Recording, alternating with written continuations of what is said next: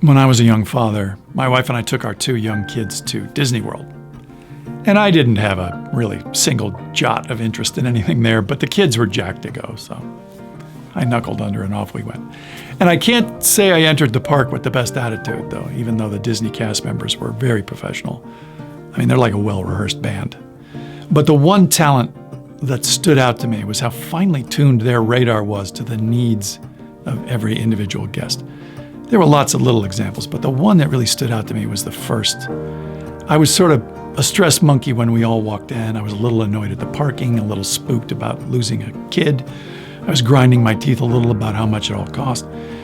And after I'd handed out the tickets one by one to the family, as they went through the turnstile, I was really honked off when it locked up on me and I couldn't get through.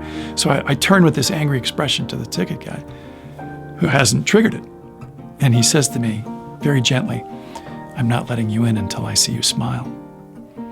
And he said it very nicely, but I was in no mood, so I gave him, this smile like that. And he didn't take offense.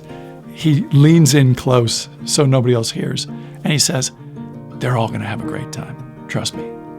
But they'll have a much better time if they know you're having fun." And something about his delivery and logic really diffused the bomb. I mean, he had my number. He was so right. So suddenly I smiled without having to force it, and he let me through.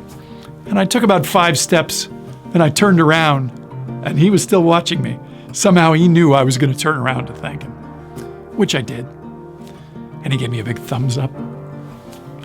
And I had a great day the whole rest of the day, mostly because of that solid citizen. And I've thought about that moment a lot while working on digital marketing solutions. Our digital world collects shipping containers full of information about us. And most of us have the sneaking suspicion that it's not necessarily for our benefit. But how cool would it be if it was? I mean, if the data was used not to manipulate us, but to have empathy for us and show understanding for our concerns and our hopes for the people we love, and help us do those things. I've seen it done.